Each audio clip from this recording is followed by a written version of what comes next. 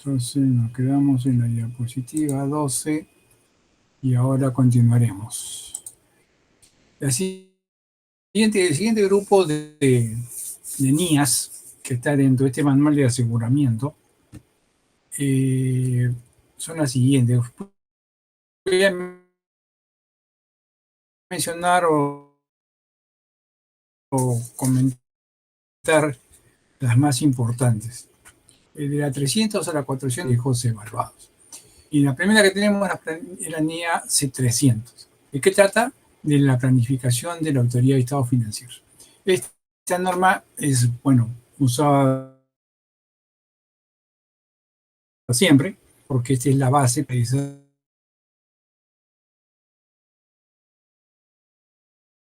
para o asegurar un éxito significa. Por consiguiente, todas las autoridades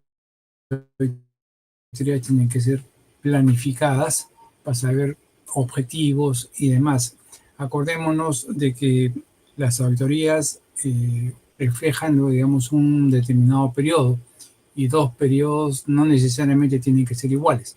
Por consiguiente, la planificación es fundamental. La NIA 315 habla de la identificación y evaluación de errores de incorrección material mediante conocimiento de la identidad y de su entorno. Ok. Ustedes han llevado el ciclo pasado en el curso de control interno, ¿correcto? No, profesor, este ciclo recién estamos llevando control interno. Ah, o sea que a la par de este curso están llevando control interno, como curso, ¿no? Así es, profesor. Bueno, se suponía de que previo a este curso debería ser control interno, porque es uno de los elementos, digamos, que va a ser bastante importante en el proceso de auditoría. Pero bueno, independientemente de eso, en un tema de... Bueno, de repente ya lo pueden haber visto en este curso, más o menos, ¿qué han hablado sobre la identificación y valoración de los riesgos?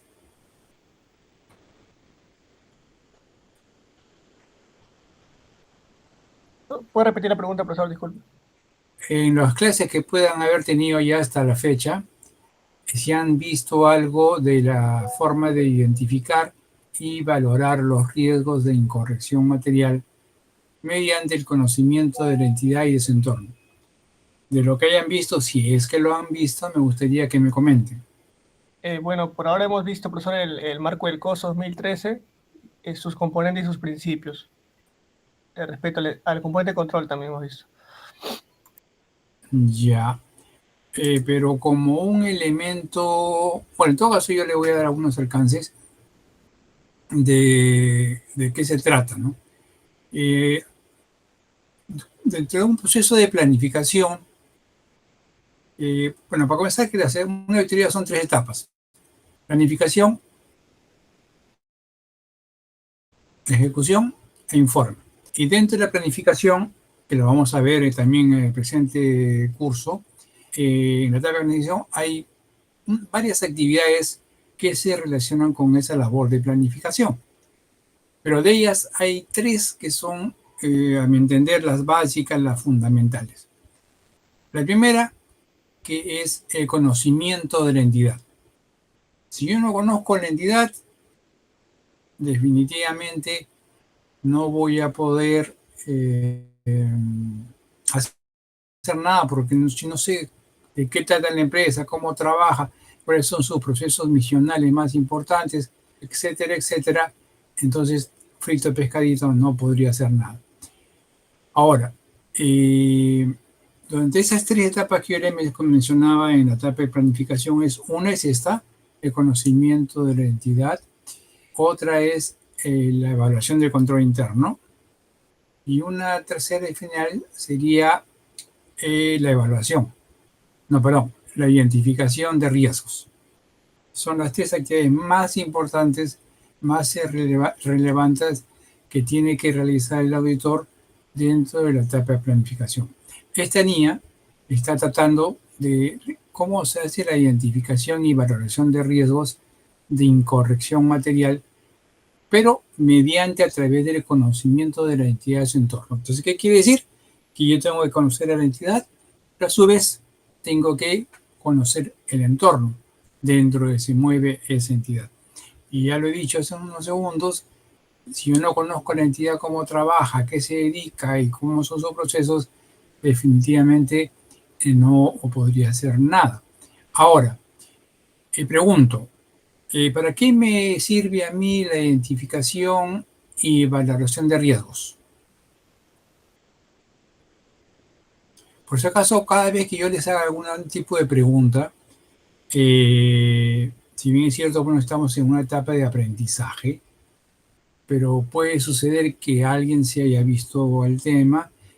Lo otro, a lo cual yo aspiro, de que ya a estas alturas del ciclo puedan tener un conocimiento o un criterio que les permita a ustedes relacionar las cosas que preguntan con lo que ustedes pueden saber.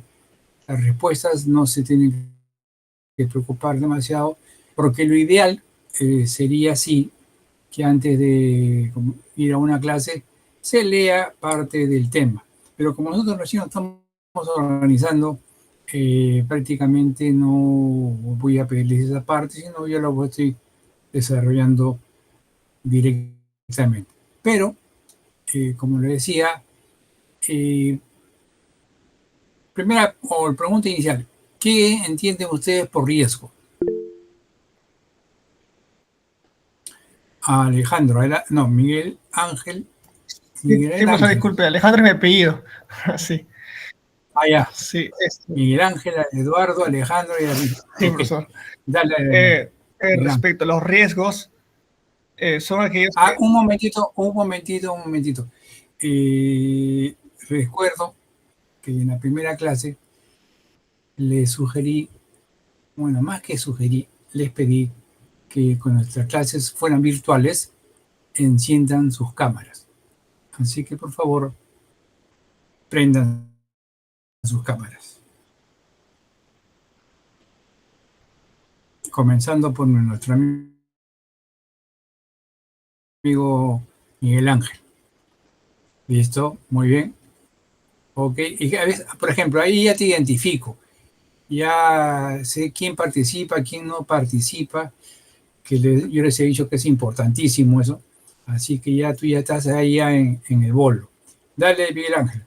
Bueno, profesores, tengo entendido que la importancia de los riesgos es para identificarlos y mitigarlos en el sentido de que no afecten la consecución de los objetivos que tenga la empresa.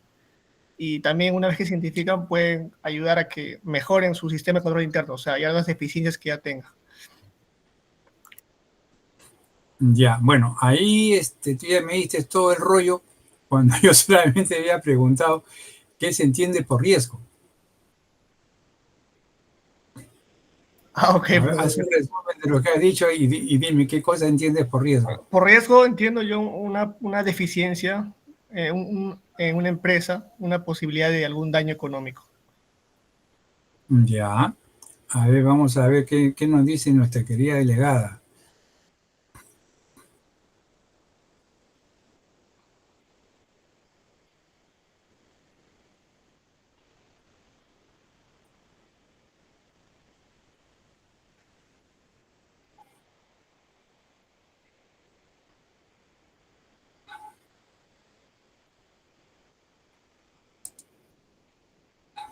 Ya.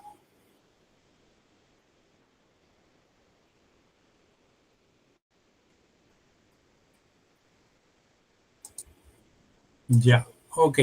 Entonces, si yo quisiera, digamos, redondear la figura de lo que han comentado sus compañeros, un poco que tendría que decirle que riesgo es la posibilidad de que un hecho impacte en forma importante en lo que están diciendo, ¿no? En los objetivos y metas de una empresa.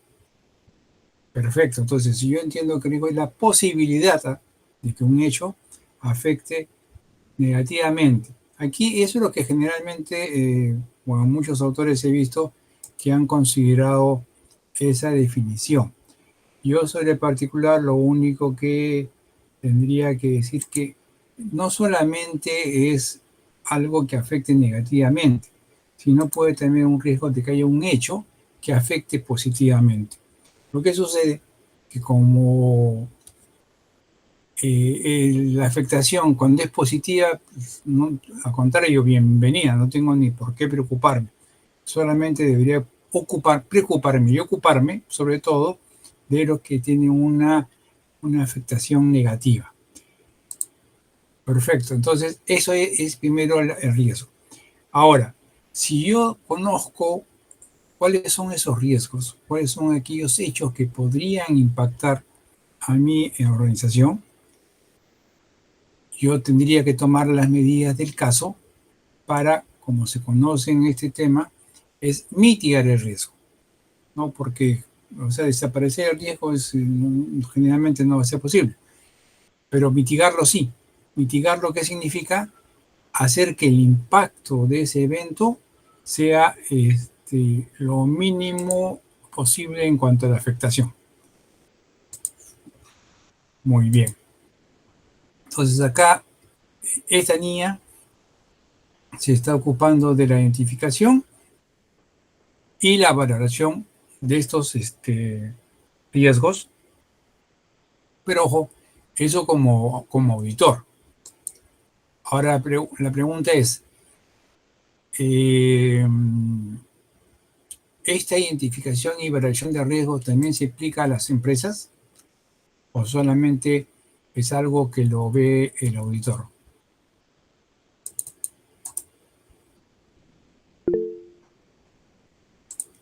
Adelante, a ver, espérate un ratito que acá no sé qué ha pasado, que sea ahora sí. Ya, a ver, Henry.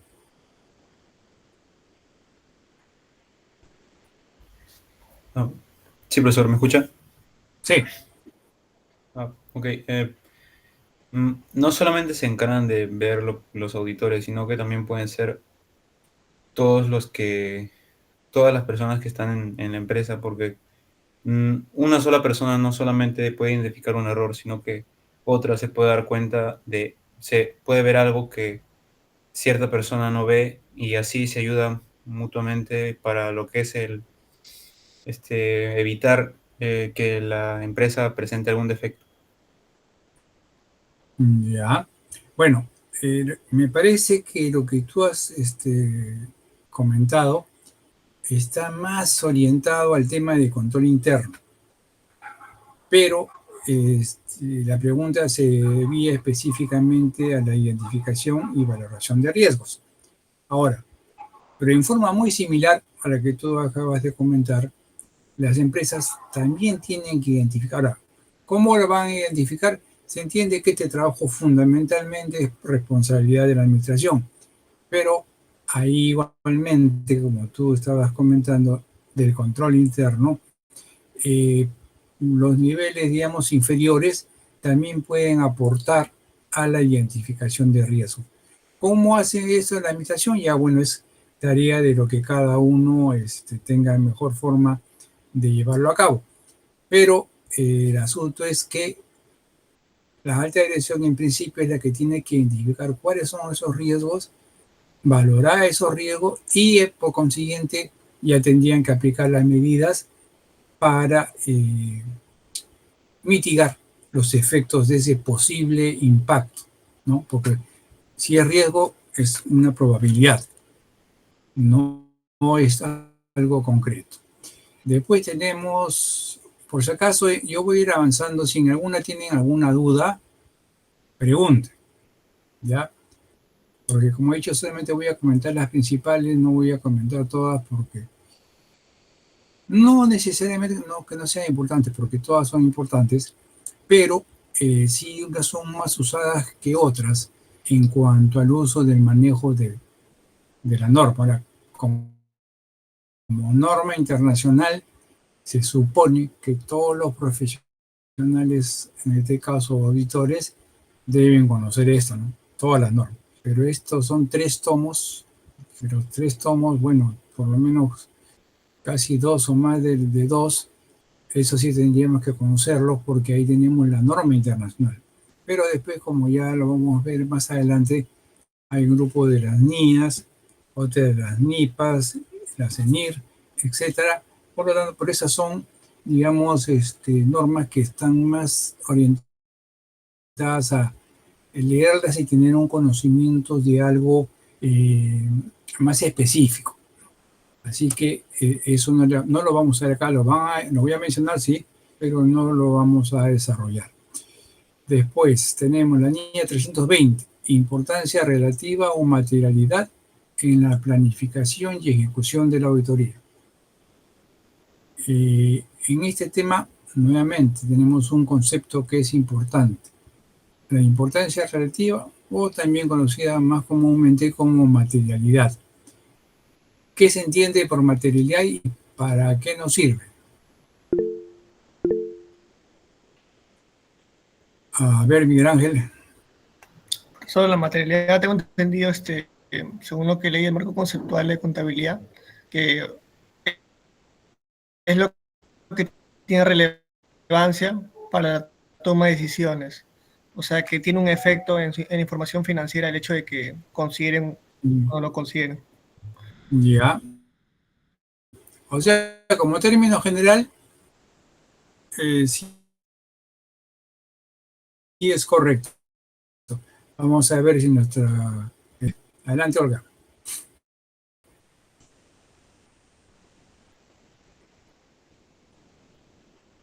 Olga. Parece que, no sé si se congeló Olga o me congelé yo. No, no creo, porque el resto está... Ahora sí. Olga, ¿me escuchas?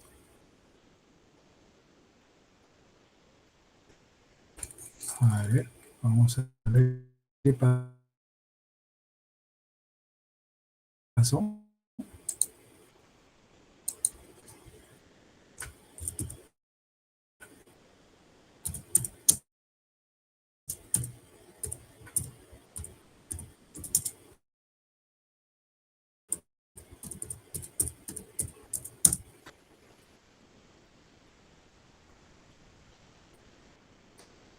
Olga.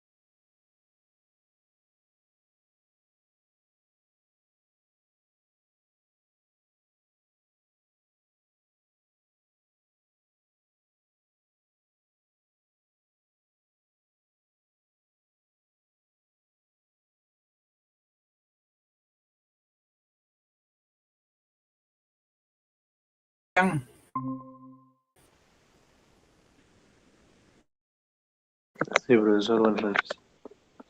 Buenas noches. Prende tu cámara, Brian.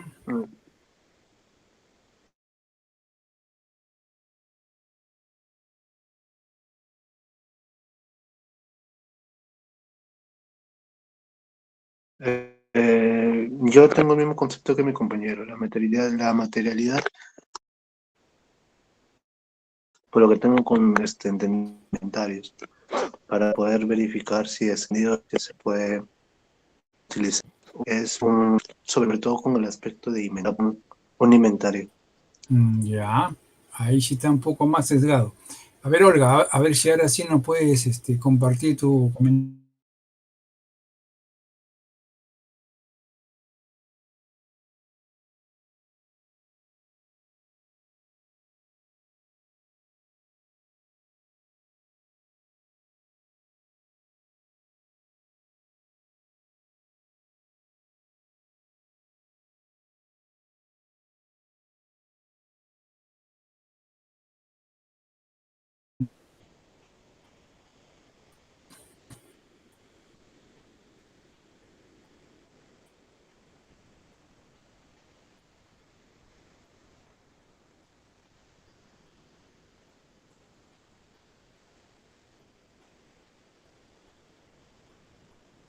A ver, sigue un ratito más y si no, ya cambio de alumno porque aparentemente hay un problema y ya sería en la señal de internet porque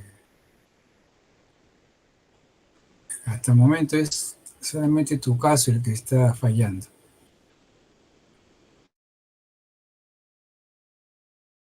Pero bueno, ha dicho Miguel Ángel, eh, la idea es la siguiente. Por ejemplo, si ustedes tienen, obviamente voy a mencionar, supongamos que un estado financiero tenga 5 cuentas, ¿no? Y supongamos que la primera cuenta es el efectivo y el cliente efectivo con un saldo de 10 millones. Tienes cuentas por cobrar con un saldo de 20 millones. Tienes una cuenta de gasto pagado por anticipado por 10.000 soles. Tienes una cuenta de activo fijo por 1 millón de soles. Para efecto del examen de auditoría, ¿ustedes qué revisarían?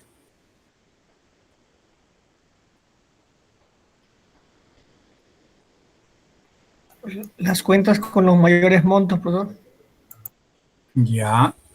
¿Y por qué? porque, bueno, su efecto es mayor en los estados financieros. Correcto. Efectivamente, ¿no? Si ustedes van a tener, solamente lo que da es un ejemplo de un estado financiero de 4 cuentas, porque como ustedes ya conocen, pues, un estado financiero tiene muchas más cuentas. Pero en ese caso específico que sirve para ejemplo, lo que se está dando a notar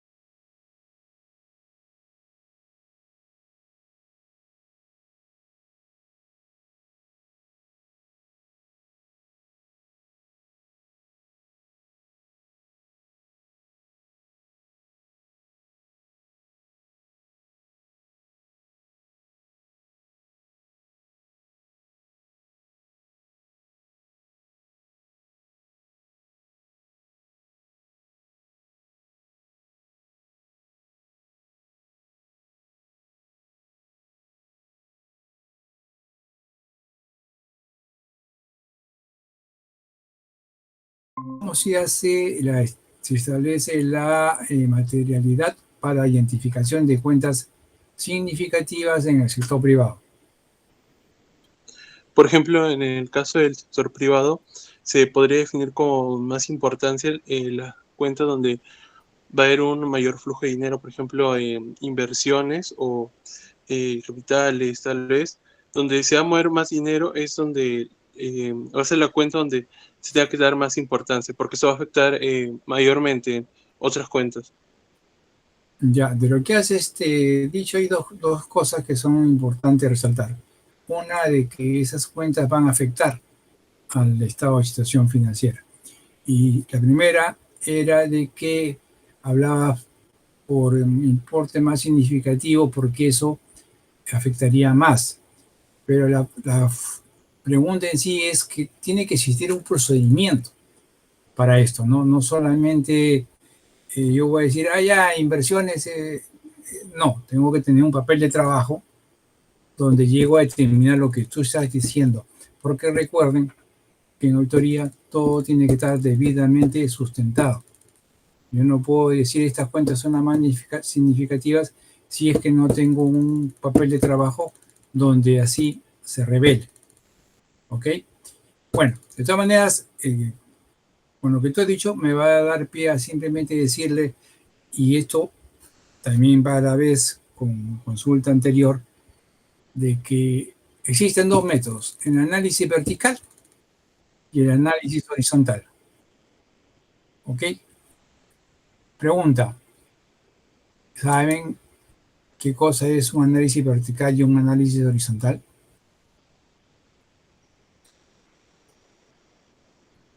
Que yo estoy casi seguro que tienen que haberlo hecho en algún momento, porque para esto de que desde el momento que ven contabilidad, ustedes se meten un balance. Y cuando meten un balance, supuestamente tienen que, aunque creo que ahí sí últimamente hay un defecto en ese sentido, de que no han estado viendo la elaboración de estados financieros. Pues de todas maneras, ya sea por la contabilidad propiamente dicha, cómo es o qué es esa actividad que en algún momento se realiza que está relacionado con la determinación esto de las cuentas principales o de dicho de mejor manera de las cuentas significativas. De hecho, análisis vertical y análisis horizontal. ¿Cómo es el análisis vertical?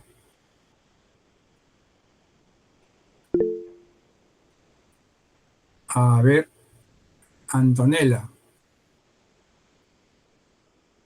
Bueno, sí, profesor, el análisis vertical es la comparación de dos periodos y se saca un porcentaje sobre el total. Es la variación, si no me equivoco. Bueno, ahí te equivocaste, porque lo que has dicho conceptualmente está bien, pero esa no es el análisis horizontal. Perdón, no es el vertical, ese es el horizontal. Ah, ya. ¿Okay? Hay uno que era valor absoluto y uno era porcentual, si no me equivoco, pero sí. Gracias, profesor. Claro, o sea, Ujú. la explicación específica es que el vertical es cuando tomas el estado financiero, por decirte el estado de situación financiera, asumes que el total de activos es 100% y de ahí comienzas por regla de tres simple a identificar cuáles son los porcentajes de cada una de las cuentas con respecto a ese total, ¿no? Ah, Esa es así se denomina el análisis vertical. Y el horizontal es en el que sí comparas las cifras, pero de 2 años, uno contra el otro, y ves cuál es el grado de variación que ha existido de un año para otro, y puedas identificar ahí algún movimiento muy importante que te pueda estar llevando a pensar que hay ahí algo que está irregularmente presentado o de repente fraudulentamente hecho, ¿no? Entonces, esa sería la figura. Por consiguiente, importancia relativa material es fundamental en la ejecución siempre de la auditoría, tanto para planificación como para ejecución. Luego vamos a la línea 330, respuesta a los riesgos de la auditoría, es más específico, no lo vamos a ver por el momento. 402, consideraciones de auditoría relativas a una entidad que utiliza organización de servicios. por el momento tampoco es muy relevante para el desarrollo que ustedes están haciendo.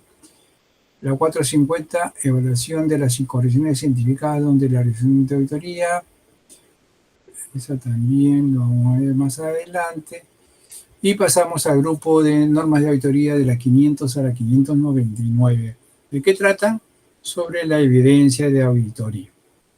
La primera, fundamental también, básica, siempre se tiene que usar esta NIA, que es evidencia de auditoría. A su entender, ¿de qué trata esta norma internacional 500, evidencia de auditoría?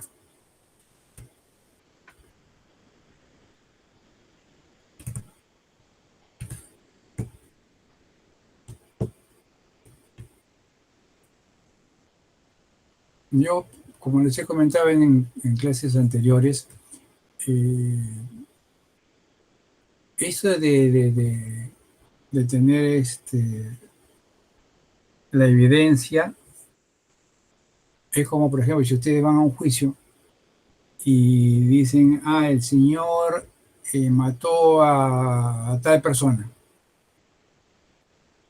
¿Es suficiente con que alguien diga que esa persona mató a la otra? No, tiene que haber una evidencia, tiene que haber pruebas pues, de laboratorio, de balística, etcétera, etcétera. Todo eso son evidencias. Si ahora nos vamos esto al campo que nos convoca, que es la contabilidad y específicamente la auditoría, ¿cómo podría interpretar a qué se refiere la evidencia de auditoría?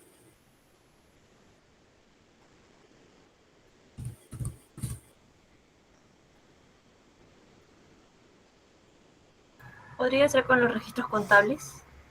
Los documentos como facturas. Es uno de los elementos, pero ahí tú me estás dando un ejemplo específico.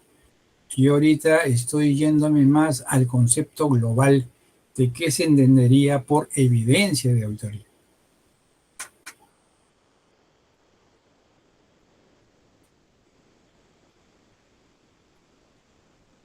Profesor, podría ser todo tipo de información que permita al auditor dar fe de algo. En líneas generales, sí. Ok, evidencia de auditoría viene a ser justamente, como ustedes lo han dicho, toda aquella información. A ver, me pareció que alguien levantó la mano. No. Así. Henry, adelante.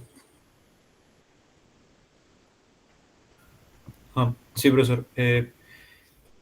Con respecto a lo que dijo sobre el concepto de evidencia en lo que es la auditoría, pienso que es como una prueba que respalda lo que son las conclusiones a las que llega el auditor y que le da la confianza para poder así emitir su opinión. Perfecto. También para comprobar lo que son los estados financieros y estos están presentados de una manera correcta, sin errores. Correcto. Lo que ha mencionado está correctamente mencionado. Para, digamos, abundar un poco más en este tema de evidencia, como ya se estaba comentando ahorita, de que es toda aquella información que va a servir de sustento para la opinión que se vaya a emitir. Y ahí yo lo veo, quizás hay una línea tenue, pero hay dos partes en este tema de evidencia. Por una parte, tenemos que, yo tengo esa documentación y eso me va a servir a mí como auditor para poder llegar a tener una opinión. Porque si yo no reviso o reviso mal, la posibilidad de que mi opinión esté errada es muy alta. Entonces yo como auditor no me puedo dar el lujo de que eso ocurra. ¿Correcto? Por lo tanto, esa es la primera parte. Ahora, a su vez, esa opinión que yo dé, también ya para otros aspectos de que una persona con la autoridad o por un requerimiento judicial y pide que se muestren los papeles de trabajo, denominados así antes, hoy se conoce como documentación de auditoría, sean mostrados para sustentar la opinión.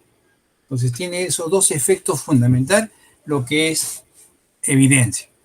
Uno, y para mí la principal, que yo con los papeles de trabajo, la información que he acopiado, que he examinado, pueda estar en condiciones de emitir una opinión. Y la otra, que esa misma documentación va a servir para evidenciar, mostrar a una persona autorizada o un requerimiento judicial que se muestren para sustentar lo que hemos opinado. ¿Ok? Ahora, evidencia, autoría, consideraciones específicas para determinadas áreas, por el momento no es muy relevante. 505, confirmaciones externas. ¿Qué consideran, a qué se refiere una confirmación externa?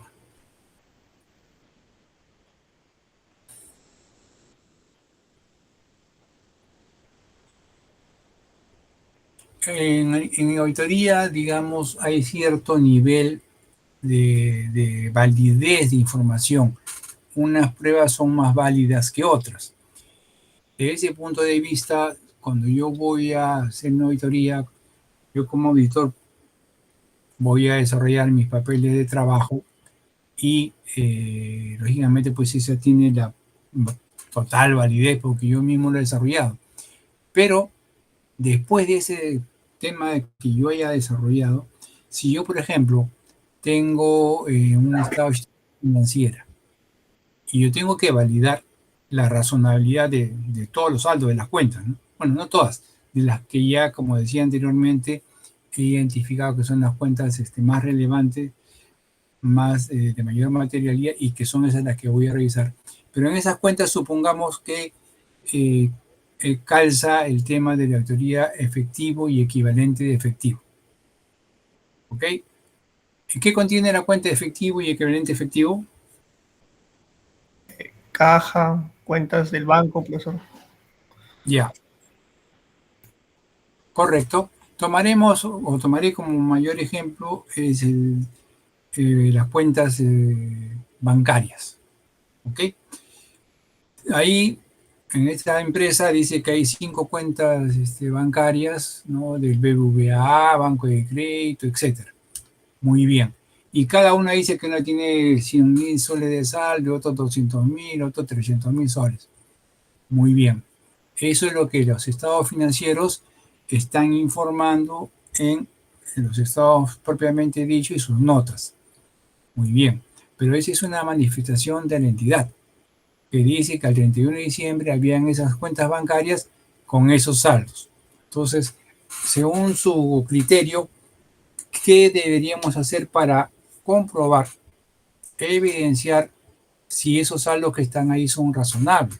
Porque nosotros lo que hacemos es examinar las cuentas y hacer las pruebas correspondientes para ver si ese saldo que se está presentando es razonable o no.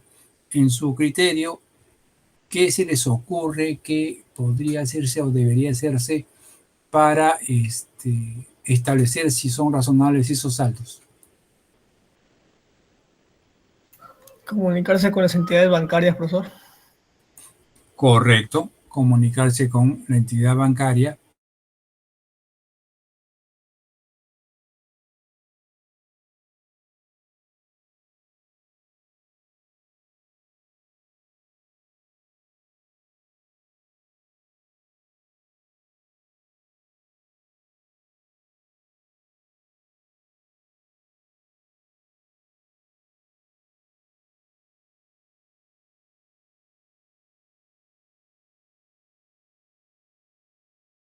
Y acá están las conciliaciones mensuales que se han hecho y por lo tanto esos son saldos. Ok, perfecto, pero yo puedo generalmente, bueno, o en dos grandes aspectos, tendría dos formas de hacer esto. O yo mismo lo reviso o yo pido una confirmación a un tercero. En este caso, se utilizaría la confirmación. Y ahí dice confirmaciones externas. Para no explayarme, pero yo puedo confirmar saldos bancarios, puedo confirmar cuentas por cobrar, puedo confirmar cuentas por pagar, o de repente algún otro aspecto que considere yo que requiere que ese tercero me dé su manifestación, ¿ok? Para que no me vayan ahí a ver en forma fraudulenta modificado los movimientos y me esté reflejando montos que no son. Entonces, uno de los procedimientos podría ser, sin llegar al principal que he dicho, que es la confirmación bancaria, por ejemplo, verificar las reconciliaciones bancarias. Entonces, ya una conciliación con la empresa y yo como auditor reconcilio para ver si llego a los mismos saldos. Esa es una forma también de hacerlo. Pero la otra es una prueba de mayor nivel, o sea que es de mayor seguridad para que el auditor lo tome en cuenta. Entre confiar en alguien de la entidad y confiar en un tercero, es más válido confiar por un tercero. Encargos iniciales de auditoría, saldos de apertura. NIA 510. Aquí, básicamente, nosotros como auditores nos contratan y vamos generalmente a auditar periodos de auditoría. Puede ser el año 2020, 2021, 2022, hasta 2024, por así decirlo. Muy bien. Pero cada año, digamos, inicia un 1 de enero y termina un 31 de diciembre. Pregunto, en el año 2000, ahorita estamos en 2025, ¿correcto? Si nos contrata para auditar, ¿qué periodo tendríamos que auditar ahorita?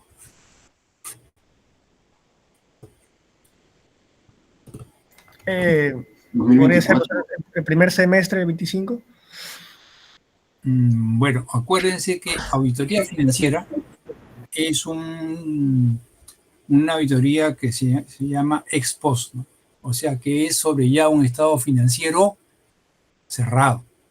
Esos son los estados de uso general histórico, que es que la que la mayoría o trabajamos o ustedes estudian y van a trabajar en algún momento. Había acá, a ver, creo, un ratito, a Marvin, creo que querías comentar algo. Sí, claro. Me refería a que si desean auditar a una empresa, bueno, yo considero que deberían auditar el periodo anterior, ¿no? Ya que este periodo 2025 aún no acaba. Entonces deberían hacerlo sobre el 2024. Ya, en ese sentido, tienes sí y no la razón. Sí, porque lógicamente estamos hablando de que son periodos en el tipo de auditoría que estamos comentando y que una de las clasificaciones que tenemos en este handbook hoy día o mañana se lo cuelgo en el Classroom, es para estados financieros de uso general que son históricos. Entonces, en este caso, lo único que ya es histórico sería el 2024, ¿correcto? Eso por un lado. Y por otro lado, cuando hablamos, mencionaban que podría ser solamente el primer semestre. No. ¿Se puede auditar primer semestre? Sí, pero ya no es ese estado financiero histórico de uso general, porque en el estado financiero de uso general histórico es de un periodo, de un año, 365 días. ¿Ok? Entonces ya tenemos primero esas dos clasificaciones. Pero alguien de repente por ahí me dice, sí, profesor, pero yo puedo ir comenzando a auditar el año 2025. Sí, sí puedo ir comenzando a auditar el 2025. No es, digamos, lo más recomendable, ¿no? Pero sí se puede. ¿Por qué? Porque yo tendría que hacer un corte a una fecha determinada y después empalmar con la parte restante del ejercicio y por lo tanto sí se puede hacer, pero es un poquito más complicado. Lo que generalmente se hace, se espera a fechas cercanas a fin de año. Generalmente es a partir de septiembre, octubre, digamos, octubre, noviembre. Ahí ya es donde sí se debe ir. Ojo, sí se debe ir. ¿Por qué? porque en esa etapa yo voy a hacer mi planificación. Y para planificar yo no tengo que tener un estado financiero cerrado. ¿Hasta ahí se me está entendiendo todo o hay alguna duda?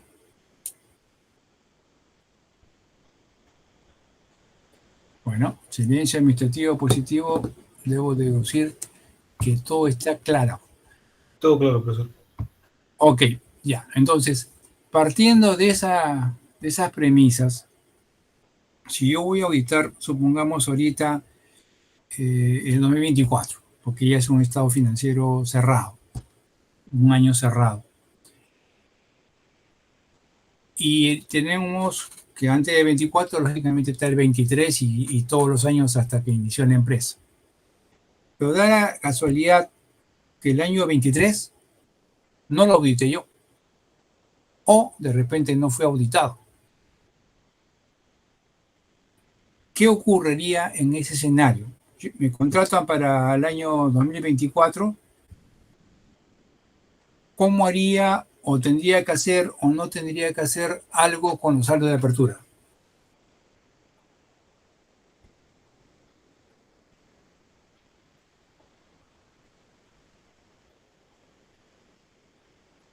A ver, Cintia Belén.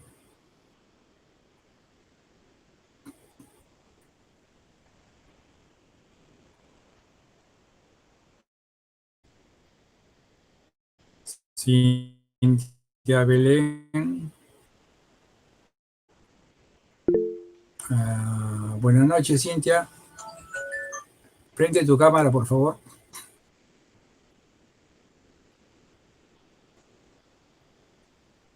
Ok. Mientras tanto, a ver, nuestro estimado señor Ashton, ¿cuál es tu comentario? Bueno, ¿en qué escenario? ¿En el escenario de que no se ha auditado o que lo auditó otra persona, profesor? En ambos. Bueno, en el caso se haya auditado el año 2023 y no fue el mismo auditor, el auditor no puede dar una opinión respecto a ello, porque él no lo ha hecho. Y en el caso del que, pues, directamente no ha sido auditado, tendría que indagar en los detalles del año 2023. Ya. ¿Algún otro comentario? A ver, Cintia, si ya te uniste.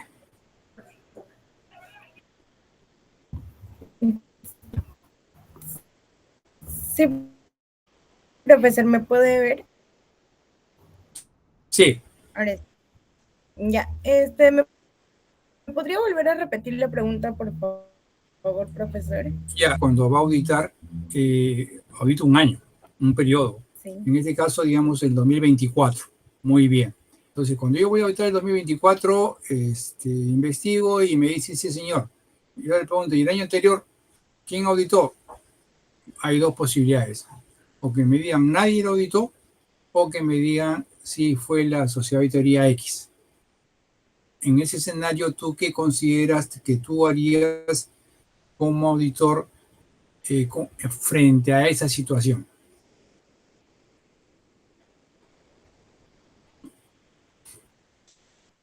Creo que es necesario recopilar datos anteriores para realizar una nueva auditoría que se va a llevar en el año. Ya sea que no se haya llevado, que no exista ningún documento, tratar de tener una solución al caso, porque creo que si no llegamos a tener los datos de años anteriores, no vamos a poder saber si un escritorio o algo ya se encontraba en años anteriores o recién es que se ha llegado a presentar en el año en el que yo lo voy a hacer. Ya, ok. A ver, con la información dada por ustedes, yo voy a aclarar lo siguiente. En primer lugar, si yo voy a auditar un año como el que estamos hablando, 2024, que ya pues tiene una historia anterior de que la empresa ya estaba operando, mi punto de partida como auditor, ¿qué va a ser? Mis saldos iniciales. Porque yo voy a revisar, digamos, lo que ocurrió en el año. Pero mi base de mi edificio es el año anterior. Entonces, si yo no reviso eso de alguna manera, yo no podría continuar auditoría porque si es como si usted va a construir un edificio sin base, no puede ser, no puede existir, ¿correcto? Entonces, en ese escenario, la línea 510 nos hace una indicación de tres tipos de situaciones. Y voy a mencionar dos de ellas nada más.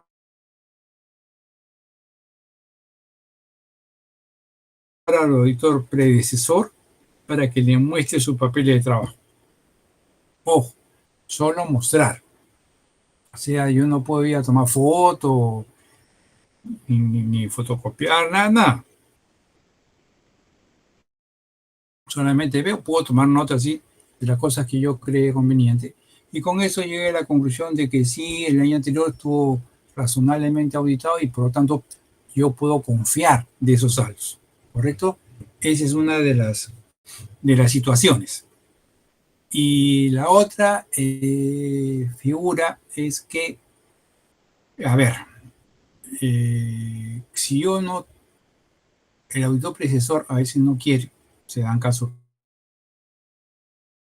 o que no fue auditado, entonces lo que yo tengo que hacer es definir cuáles son las cuentas más importantes, porque no quiero, sobre las cuales yo voy a tener que retroceder a ese año anterior para hacer algunas pruebas que me permitan llegar a determinar nuevamente si esos saldos iniciales son razonables o no son razonables. Lamentablemente, en nuestro medio existe algún error en ese sentido, por cuanto ellos creen que verificar los saldos de apertura solamente es ver los saldos que están en el diario de un año X, compararlo con el saldo de apertura del siguiente año. Eso creen que es la aplicación de la 510. Y no solamente eso. Eso sí es ya pues lo mínimo que se tiene que hacer. Pero eso son saldos. Y eso yo tengo que tener cierta razonabilidad de que estuvieron bien auditados. Y si no es así, tengo que ampliar mis pruebas un poquito más o pedir al predecesor que me muestre sus papeles. Y ya con eso podría llegar a establecer si los saldos fueron razonablemente presentados o de repente no. Y ahí ya tendría que hablar con la empresa para llegar a establecer pues que si eso, qué medidas tomar en caso eso no estuviera bien hecho. La línea 520, procedimientos analíticos, ya hemos estado hablando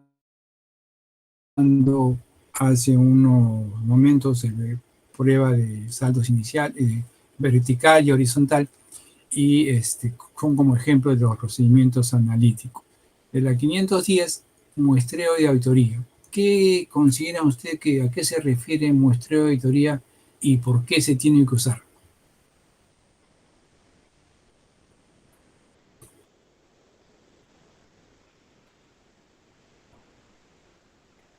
A ver, Ashton. Dígame, profesor. El muestreo de auditoría, el por qué se tiene que usar, ¿verdad? Sí, ¿qué crees que en qué consiste el muestreo de auditoría y por qué se tiene que usar? Pues, no sabría decirle qué es el muestreo de auditoría. Ya, está bien, por si acaso acá estamos en aprendizaje. O sea, si no de auditoría sería como, pues, agarrar una parte de la información nada más. O sea, lo saco de estadística realmente, pero es como agarrar una parte nada más de la información, lo relevante. Ya, a ver, ok, gracias. Henry.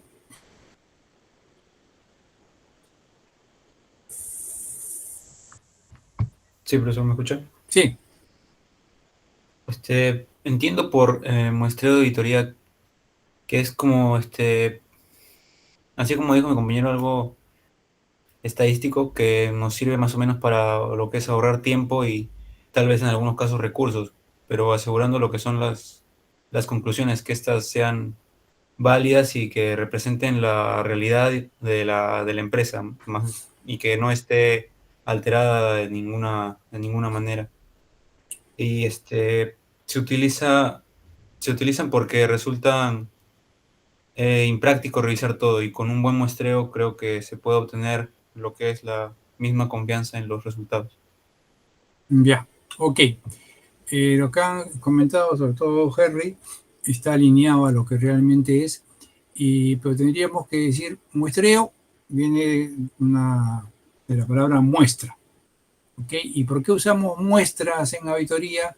Porque ya hemos dicho que la auditoría es una actividad selectiva. No revisa una auditoría al 100%. Siempre revisa parte de esos movimientos por tiempo, como dijeron, y por costo. Sería poco relevante emplear una cantidad de tiempo muy grande para revisar todas las operaciones. Sí, como dijo su compañero Ashton, estadísticamente yo puedo revisar una muestra que, digamos, me represente es una muestra suficientemente significativa para yo establecer la razonabilidad de un saldo. Hay una ley, no sé si ahorita me estoy equivocando o no, pero de Pareto, que dice que con la revisión del 20% de unidades de un universo, voy a arrojar un saldo de 80%. Y que con el 80% de unidades, cuando la revise, me va a significar un 20%. Entonces, ¿para qué revisarme todo si revisándome esas 20 unidades me va a dar un 80% de certeza con respecto a las cifras? ¿No? Entonces, ya, si vamos ahí, eso tiene que ser llevado a través de un muestreo. ¿Qué es un muestreo? Revisión de una muestra. Una revisión de muestra es seleccionar de un universo de unidades o de lo que fuera, pongan importes, unidades, bienes, y saco una muestra para revisar.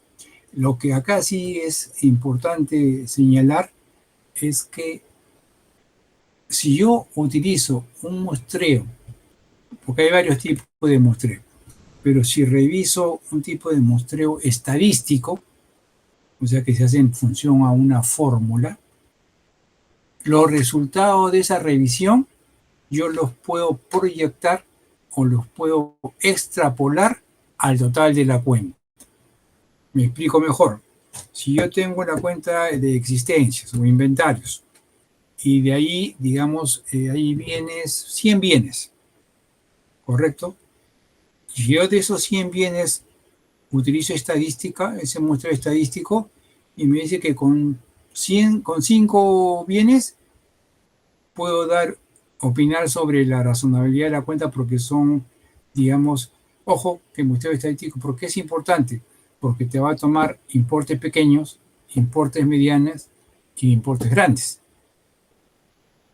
Lo que es bueno porque cuando generalmente ya las entidades, las empresas, están ya conocedores de que cuando el auditor va, generalmente, ¿qué hace? Revisa los mayores importes. Entonces ellos ya no hacen sus fraudes con importes grandes, sino con importes medianos o pequeños, para evitar de que sea más alto el riesgo de que los vayan a detectar. ¿Ok? Entonces trabajamos con ese muestreo estadístico y el resultado. Si se llegó a determinar que esos 5 bienes están mal presentados, fraudulentamente trabajados, yo puedo decir que toda la cuenta está mal. Esa es la importancia de que sea un muestreo estadístico. Pero sin embargo, si yo trabajo con el muestreo típico de tomar en consideración, y que es aceptable, muestreo por mayores importes, porque ese mayor importe es el mayor monto del saldo de la cuenta, pero hay ese riesgo que yo le estoy diciendo, ¿no? Y a ese acto, ¿qué se da? A eso se le llama sesgar la muestra, porque yo puedo tomar los mayores importes o a veces puedo tomar por números impares o pares. Pero yo, ¿por qué puedo hacer eso? Como yo ya sé, porque estoy como auditor correctamente en combinación con la empresa, entonces cojo esos supongamos que sean facturas, esas facturas, porque yo sé que ahí no está la parte dolosa. Entonces, y está la muestra, señor, me van a revisar, sí, señor, acá está la muestra. ¿Y este es válido? Sí. Pero esto de acá, el resultado no lo puede extrapolar, no. Ese resultado no se puede extrapolar porque no hay científicamente una forma de determinar esa muestra que me lleve a decir que esas son las unidades que debieron revisarse. ¿Ok? ¿Se entendió esa figura?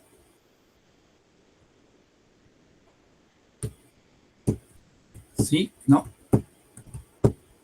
Sí, profesor. Bueno, aunque sea aún no me he entendido. Ok, Olga, gracias. Ahora veamos la 540, auditoría de estimaciones contables, incluida la de valor razonable, información relacionada a revelar. Bueno, ahorita no le voy a hablar de valor razonable porque creo que todavía no han llegado a ver esas cosas. No lo sé. Pero auditoría de estimaciones contables. Pregunto, una contabilidad se desarrolla con el registro de las operaciones, solamente con aquellas operaciones que se han dado, por ejemplo, si son compras, si son ventas, o si son, por ejemplo, registro de planilla de sueldos, por ejemplo.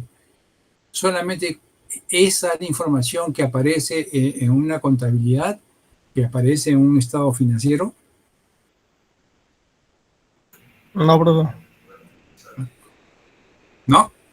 También puede haber estimaciones, ¿no? De una depreciación o de la compra de lo que no sea fácil de medir, por ejemplo. Correcto. Entonces, es innegable y también, hasta cierto punto, podría decir muy difícil que en una contabilidad no existan estimaciones. Siempre van a existir, por lo que ya comentaba, ¿no? Hay estimación para cobranza dudosa, hay estimación para devalorización de existencia, hay provisión para los procesos legales, ¿no? Que es la más típica cuando hablamos de este tema de estimaciones, ¿no? Entonces, por consiguiente, un auditor tiene que revisar las estimaciones que ha utilizado la empresa, porque acuérdense que estas estimaciones, para comenzar, pueden tener un error. Segundo, pueden haber sido determinadas de una forma fraudulenta, ¿no? En tercer lugar, pueden haber sido un error de interpretación de la norma. O sea, yo como contador tengo mis conocimientos, tengo mi criterio profesional, leo una norma y puedo interpretarla de la forma A y aplico esa forma A. Pero lamentablemente podría ser que esa no fue la interpretación correcta. Entonces, y eso sería parte de la estimación. Por consiguiente, tenemos que revisar todo ese tipo de situaciones para poder hacer la divulgación correspondiente para que se regularice si están a tiempo de hacerlo o no. Después tenemos partes vinculadas, no, porque eso generalmente son en empresas grandes que tienen pues empresas afiliadas, subsidiarias, qué sé yo. Entonces ahí sí hay esas operaciones que hacen entre esas partes que están vinculadas. No es muy común y por lo tanto no les voy a tocar acá. Después, hechos posteriores al cierre, sí. ¿Alguien me puede decir, por ejemplo, cuál sería un hecho posterior que yo tendría que tener en cuenta cuando examino un estado financiero, cuando audito un estado financiero? No solamente cuando audito, sino también cuando contabilizo, que son parte de las labores de un cierre contable.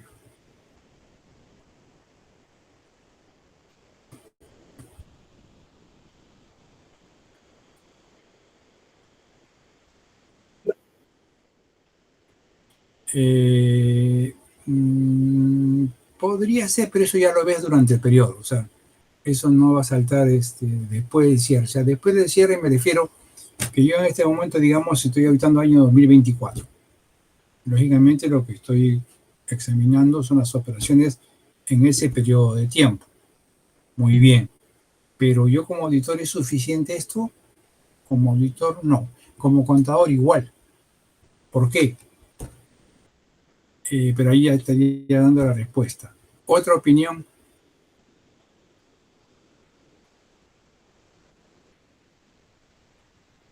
Hay un hecho típico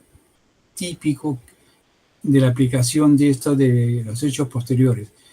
Porque en estos hechos posteriores vamos a entender varias cosas, ¿no? Como la revisión de los asientos de diario, de fin de año, etcétera, etcétera, etcétera.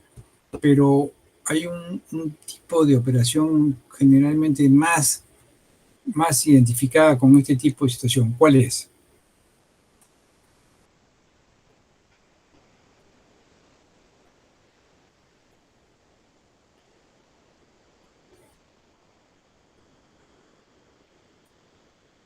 Ok, avancemos entonces. ¿Cuál sería esta figura? Un proceso legal que tiene una empresa nace, digamos, dentro de ese periodo, el año 2024. Ahí se inició, nos hicieron una demanda y hay un proceso legal con respecto a este tema. Muy bien. Ese proceso legal, yo tengo que hacer algo con ese proceso legal, tengo que hacer algún registro contable. Claro, profesor, o sea, en el periodo que estaban en pleno proceso debió hacerse una provisión por Ok, la posibilidad. correcto. Efectivamente, o sea, tú tienes que hacer una provisión, pero no por la posibilidad, sino por la probabilidad. Porque la NIA, respecto a estas provisiones, dice de que si son, que difícilmente se pueda perder el juicio, eso está como posible. Eso no se toma en cuenta. Bueno, está como remoto. Después tenemos los que son posibles. Y ahí decimos de que yo lo pierda, es un poco difícil. Pero tiene que ir como cuenta de orden. Y el principal tema es aquello que el abogado, porque el abogado es el que hace ese informe, es el que es probable y que significa que es más probable que pierda el juicio a que lo pierda. Por lo tanto, todo aquello eso que debe estar considerado en una relación de los procesos legales como probable, debería ser el monto que yo tendría que provisionarlo, ¿no? Contablemente en la contabilidad. Pero muy bien, eso supuestamente lo hace pues el auditor en coordinación con el abogado. Pero lo que se da generalmente es que yo tengo esa contabilidad, tengo ese registro y cuando lo voy a auditar, yo digamos, se terminó el año 2024. Enero, febrero, supongamos que me contratan en febrero para hacer la auditoría. Entonces, desde que yo estoy ahí, que puede ser antes del cierre, hasta la fecha que estoy en febrero, digamos, me detectan o me doy cuenta, me informo o me entero que hay un juicio que ya se terminó y el juez ordenó que nosotros paguemos.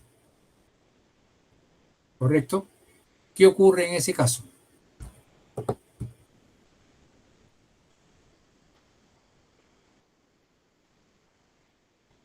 Antes de emitir nosotros nuestra opinión. Estoy en el cierre de la auditoría y estoy aplicando esta NIA que dice hechos posteriores al cierre y donde me dicen que debo revisar cierto tipo de situaciones antes del cierre, ¿no? Y ahí me doy cuenta y me entero en los pasillos de que hay un juicio importante que se perdió. ¿Se debe registrar en el periodo? Se debe registrar en el periodo. ¿Alguna otra opinión? Yo creo que como, o sea, como implica el hecho de que fue por un suceso pasado, iría contra los resultados, pero ya del periodo presente. Resultados pasados. O sea, no. El pago ese del juicio que se perdió iría contra los resultados ya del presente. O sea, no creo que...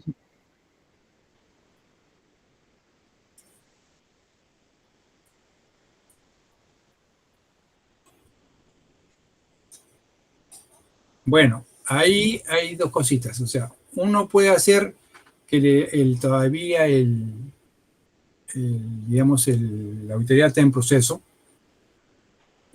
que ahí ya tengo un estado financiero teóricamente cerrado.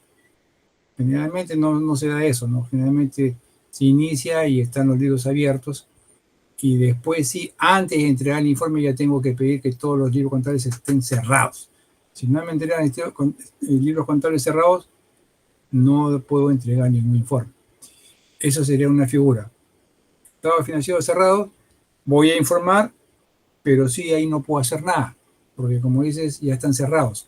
Teóricamente, antes existiera la probabilidad de que yo revirtiera ese año contablemente en los libros, hago los ajustes y después lo vuelvo a abrir, pero eso ya ha quedado, digamos, algo inoperante, algo no factible. Es en el caso de que ya estuviera cerrado. Pero hay los otros casos que les estoy comentando, como por ejemplo este año 2025. Ya estamos en agosto, de repente en septiembre, octubre, y ya inicio mi auditoría del año 2025, me contratan para ello. ¿Y puedo iniciar la auditoría? Sí. ¿Por qué? Porque lo que voy a hacer es planificación. Y si voy a hacer planificación, entonces no necesito que los libros estén cerrados, porque ahí voy a tomar conocimiento de la entidad, voy a hablar de control interno, voy a hablar de riesgos, podría hacer algunas pruebas de, digamos, de saldos, puedo avanzar. Y en ese escenario, yo puedo decir, señores, he evaluado esta información que ustedes me han alcanzado y su registro de estimación de los procesos legales está incorrectamente, porque acá hay este juicio que ya se perdió y ustedes, puede ser una figura, no lo han provisionado, o puede ser dos, que estando provisionado aún así y ese juicio se perdió. Entonces, si no estaba provisionado, ¿qué se tiene que hacer? Provisionarlo. Y si estaba provisionado, ¿qué se tiene que hacer? ¿Qué se tendría que hacer si ya ese juicio estuvo provisionado y se perdió en febrero? ¿Qué se tendría que hacer? ¿Se tiene que hacer algo o no se tiene que hacer nada?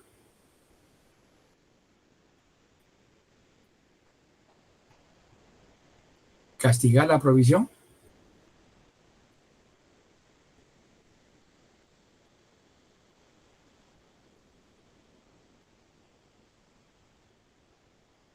A ver, Joseph. Joseph. Sí, profesor. Ya, tu comentario a esa pregunta. Tendría que, como mencionó mi compañera, realizarlo con los ajustes posteriores. No. A ver, Alejandro Requejo. Eso se me ocurre, o sea, ya como ya el libro se ha cerrado el periodo pasado, creo que podría hacer esa en relevaciones del periodo presente, señalar lo que pasó. Ya. Lo correcto es que cuando yo tengo esa situación, tengo que trasladar lo que está provisionado a un pasivo puro. Al decir pasivo puro me refiero a una cuenta por pagar, ya no de provisión, porque la provisión es una estimación. En otro caso, yo ya sé ya que el juez ordenó pague. Usted ya perdió, pague. ¿No? Lo que se llama una sentencia consentida y ejecutorial. Ahí ya no hay nada ni vueltas que dar. Entonces, eso ya no es un pasivo propiamente dicho de la provisión, sino es un pasivo puro. O sea, es una cuenta por pagar. ¿Ok? Entonces, esas son una de las cosas que yo reviso, después los registros, los asientos de cierre, para ver qué cosa hay ahí media anómala y otras cositas más. Esos son, por eso dice, hechos posteriores al cierre. ¿Qué cosas han ocurrido posteriores al cierre? Y ahí, inclusive yéndome más allá todavía, lo que pasa es que ya me estoy explayando mucho, también se da el hecho de que, por ejemplo, bueno, voy a avanzar hasta donde lleguemos. En esos hechos posteriores, a ver, un ratito, quiero ver si está acá más abajo.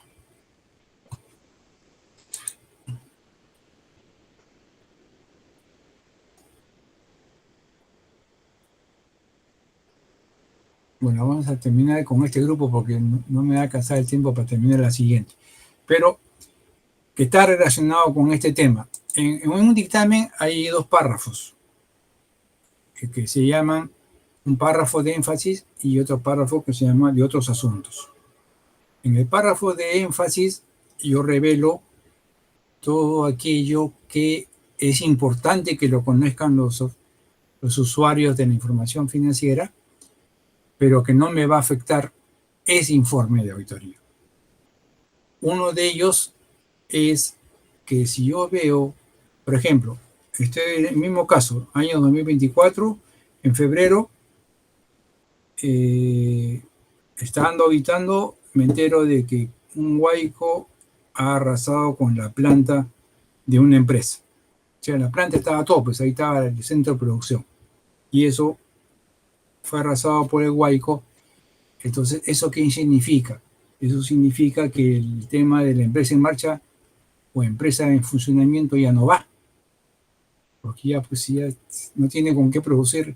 Prácticamente ya eso tendría que liquidarse la empresa, más aún si consideramos que esos bienes que estaban ahí no estaban asegurados. Entonces, si no estaban asegurados y toda una planta de producción, volver a financiarla, a pagarla, ya significa que esta empresa ya no va. Entonces, eso no me va a afectar a mi estado financiero 2024 porque el hecho ocurrió en el 2025.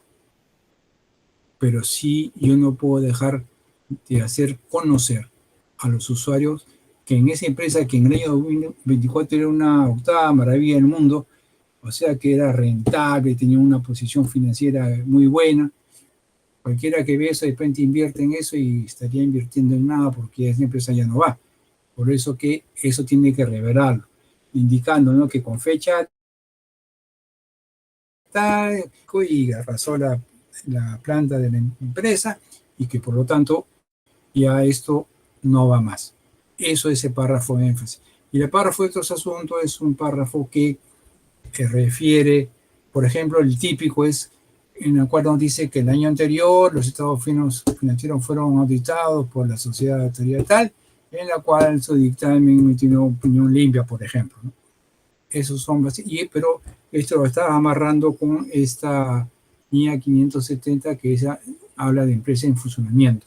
Entonces nosotros tenemos que ver eso, evaluarlo, porque ya si hay una empresa que no está en funcionamiento, ya la situación cambia.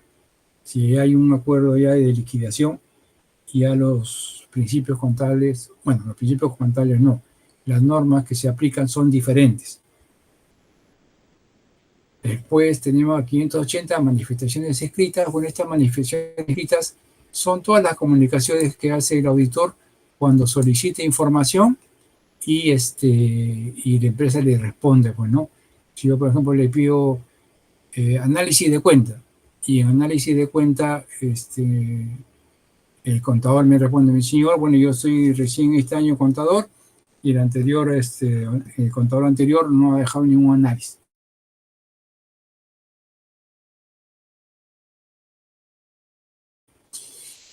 Bueno, amigos, ya nos hemos excedido 2 minutos. Tengo otra comunicación que hacer y nos estamos quedando en la diapositivas 15, ya falta solamente una, pero hoy tengo que entrar. Bueno, esta última es áreas especializadas. Tampoco no vamos a hablar de esto porque realmente no es tan relevante para los efectos de explicarlo esta auditoría financiera aún. Ok, jóvenes, entonces, por si acaso, estimados delegados, tomen ahorita lista de los alumnos que están presentes y guarden esa información y ya nos comunicamos luego para ver cómo la vamos a manejar. ¿Alguna consulta antes? Sí.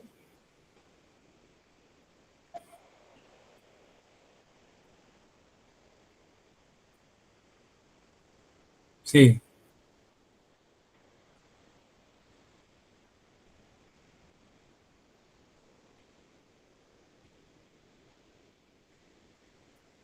Ya.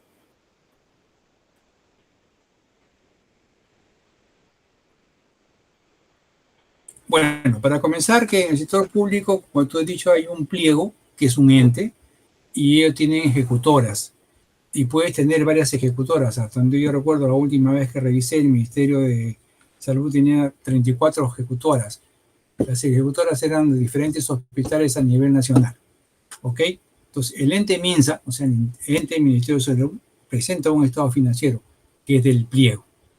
Ahora, eventualmente, alguna ejecutora podría querer, a pesar de eso, yo creo que me audites a mí y que me digas mis resultados a mí solito. Puede contratarlo. Pero lo que sí tiene que quedar bien claro, que el auditor del pliego hace su revisión de toda la información de todas las ejecutoras que son parte de esa información del ministerio. Entonces, ahí tiene que tenerse esto bien claro, porque si esa ejecutora que tú me estás diciendo es lo que se llama un componente significativo, yo no podría, si supongamos que acá esa ejecutora ahorita dice que mi dictamen es una opinión limpia, y sin embargo, de la revisión que te has hecho como pliego, consideras que ese no es una dictamen limpia, sino con salvedades o hasta de repente con negación de opinión. Por lo tanto, ahí tendría que revelarse ese hecho. Y además, mi opinión tendría que estar sujeta a eso, porque si esa parte de mí muestra que hay una contradicción, yo tendría que negar la opinión si es lo suficientemente significativa como para así considerarlo, ¿no? Ok, entonces, de todas maneras, eso que me estás preguntando está ahí en la 705, ¿no? Perdón, la 706. Y de todas maneras, en la próxima clase, como voy a comentar también esto, ahí aprovechamos para cualquier otra cosa. Y yo, de repente, el día de mañana les voy a alcanzar a los delegados en función a los grupos y explicarles, pero sí comenzamos la próxima semana, el martes, ¿no? Entonces yo mañana tengo que darle la información para que tengan tiempo de elaborar sus trabajos para el día martes. ¿Ok? Gracias, jóvenes, por la asistencia. Buenas noches. Pues, Buenas noches, profesor. Ok, gracias.